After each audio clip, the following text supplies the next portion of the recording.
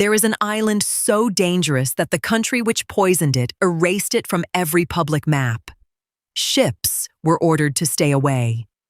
Then, the sea around it began to disappear, and the deadliest banned island on Earth stopped being an island at all. Tonight, 7 real islands so deadly that governments made it a crime to land on them. Sharks, poison gas, plague pits, nuclear fire. And we saved that vanishing island for last, because what the Soviets buried there can now be reached on foot. Number 7. Poveglia, Italy. In the Venice lagoon, within sight of one of the most visited cities on Earth, sits a small island that Italy keeps locked. For centuries, Venice used Poveglia as a quarantine station. When plague ships arrived, the sick were rowed out to the island and left there, and when they died, they were burned and buried where they fell. Some estimates put the number of dead in its soil above 100,000. In 1922, the island became a mental hospital, and it stayed one until 1968, when the buildings were simply abandoned. Since then, the Italian government has kept Poveglia closed to the public. The hospital wards are collapsing. The bell tower stands over empty wells of ash, and the tour boats that pass by are not allowed to stop. Number 6. North Brother Island, New York. Here is an island banned by the city that surrounds it. It sits in the East River, minutes from the Bronx shoreline, close enough to see traffic on the highway. In 1904, over 1,000 people died when the steamship General Slocum burned and ran aground on its beach, one of the worst disasters in New York history. The island then became a quarantine hospital for the city's most contagious cases, and its most famous patient never left. Mary Mallon, the cook the papers called Typhoid Mary, was confined there for more than 2 decades and died on the island in 1938. The hospital closed in 1963, and New York shut the door behind it. Today, the ruins belong to nesting herons. The buildings are swallowed by vines, and setting foot there without special permission from the city is illegal. Number 5. Miyakojima, Japan. In the summer of 2000, the volcano at the center of this island south of Tokyo began to erupt, and it did not behave like other volcanoes. Instead of one blast, Mount Oyama began pouring out sulfur dioxide gas, thousands of tons of it, day after day. The air itself became the weapon. Japan evacuated every one of the island's roughly 3,800 residents, and then did something almost without precedent. It banned an entire town from its own homes for nearly 5 years.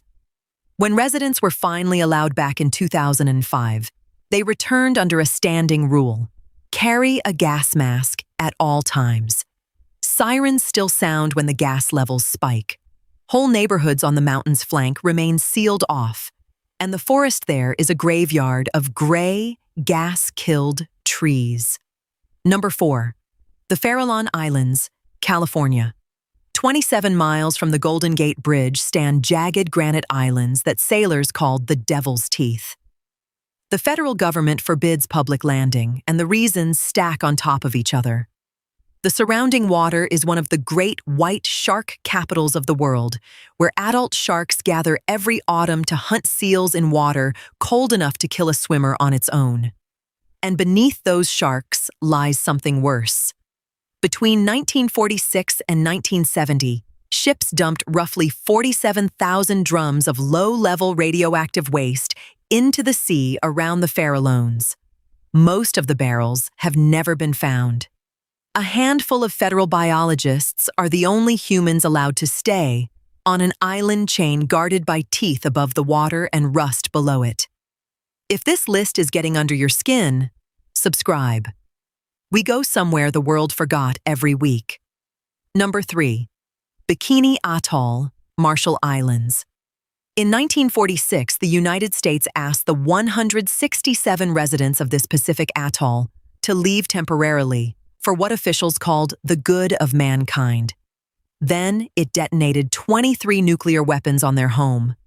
One of them, The Castle Bravo test of 1954 exploded with a force about 1,000 times greater than Hiroshima, vaporizing islands and carving a crater more than a mile wide into the reef. In the 1970s, families were told it was safe and moved back. It was not. The cesium in the soil rose through the food they grew, the coconuts and breadfruit, and in 1978 they were evacuated again. Bikini remains empty today. The lagoon is now a diving graveyard of sunken warships, and the people of Bikini and their descendants are still waiting, generations later, to go home. Number 2. Runit Island, Eniwetok Atoll. A few hundred miles from Bikini stands the strangest monument of the nuclear age. In the late 1970s, American soldiers scraped up the radioactive debris of 43 weapons tests, more than 100,000 cubic yards of contaminated soil and plutonium, and pushed it into a bomb crater on Runit Island.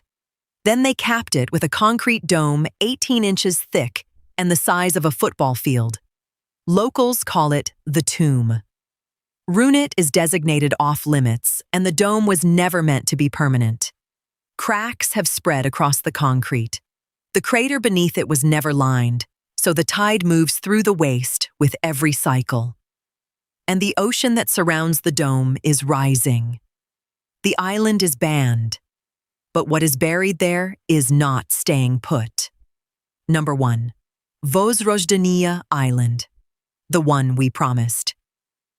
In the middle of the Aral Sea, the Soviet Union built its most secret place, a bioweapons test site called Aralsk-7 that officially did not exist.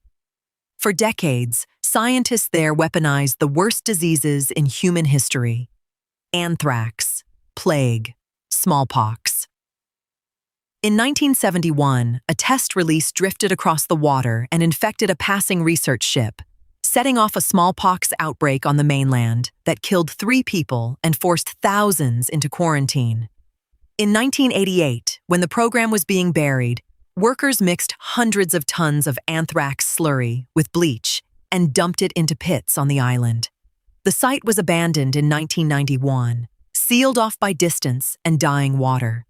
Then the trap sprang. The Aral Sea, drained for irrigation, shrank away, and around 2001, the deadliest island on Earth touched the mainland and became a peninsula. The moat was gone. American teams flew in to decontaminate the burial pits, and tests confirmed some spores in that ground were still alive. Today, the desert is quietly connecting what the Soviets thought the sea would guard forever, and scavengers have already walked in looking for scrap metal. 7 islands, all real, all closed for a reason.